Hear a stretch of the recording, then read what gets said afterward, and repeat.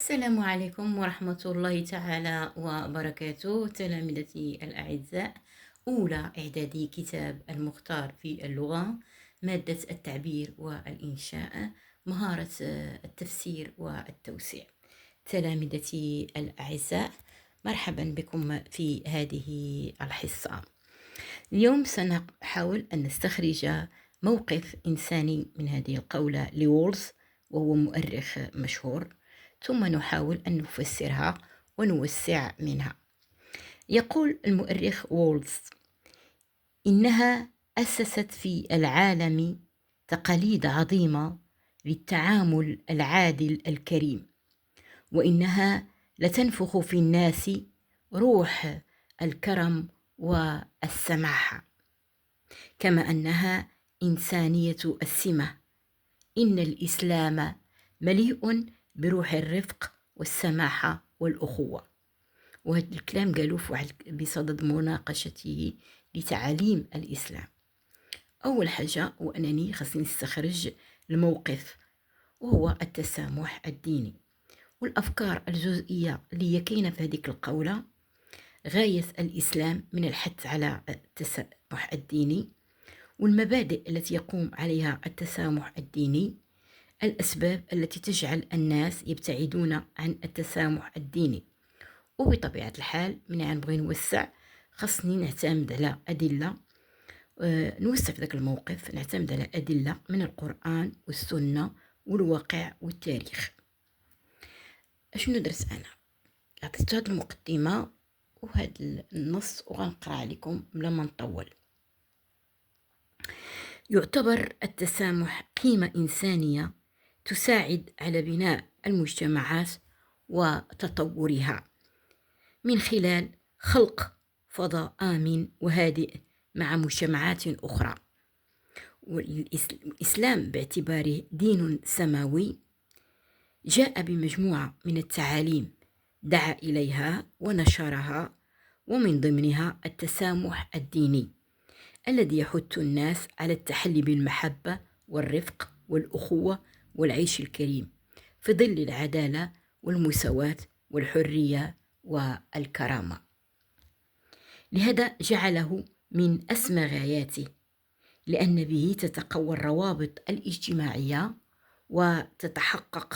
ويتحقق التكافل الاجتماعي والتضامن، والعمل على خلق وسيادة الأمن والتعايش السلمي، لأن كل ذلك يصنع الهدوء والاستقرار ويبعد البغضاء والكراهية. فلا استقرار ولا تقدم بدون الإيمان المطلق بالتنوع والاختلاف، حرية الفكر وحرية التدين. وجاء في قوله الكريم: لا إكراه في الدين، سورة البقرة الآية 256، وكذلك قوله في سورة الكافرون: لكم دينكم ولي دين. كما أنه جاء عن رسول الله صلى الله عليه وسلم أنه قد جاءه وفد نصارى نجران فأنزلهم في المسجد وسمح لهم بإقامة الصلاة فيه، فكانوا يصلون في جانب منه، ورسول الله صلى الله عليه وسلم يصلي في الجانب الآخر. كما أن الإسلام دعا على التوحد، ولم يحث أبدا على التفرقة بين الأفراد، بحيث شاع مبدأ العفو استنادا لقوله تعالى: الكاظمين الغيظ والعافين عن الناس، والناس سواسية مهما اختلفت جنسياتهم أو ديانتهم، استنادا لقول الرسول صلى الله عليه وسلم: الناس من آدم وآدم من تراب. فلا فضل لعربي على أعجمي ولا لأبيض على أسود إلا بالتقوى. تلك هي مبادئ الدين الإسلامي اتجاه التسامح، وخصوصا فيما يتعلق بالمعتقد. والأسباب التي جعلت الناس يبتعدون عنه هو ضعف الإيمان الحقيقي الذي لا يفرق بين الرسالات، وعدم اتباع الصحيح، بالإضافة إلى سوء التربية والتوجيه. فالتربية السليمة تهتم بالعقل والأفكار لشخصية سوية قادرة على الانفتاح على الآخرين وقبولهم واحترامهم، مع غياب التوعية بأهمية تواجد التنوع، فهو يساعد على إنماء المجتمعات.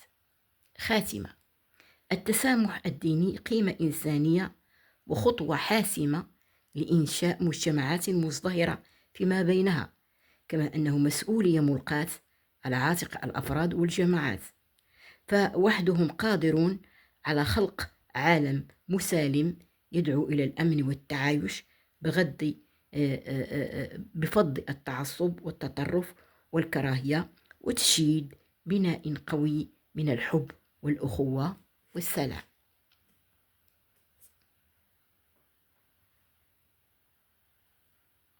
إلى اللقاء.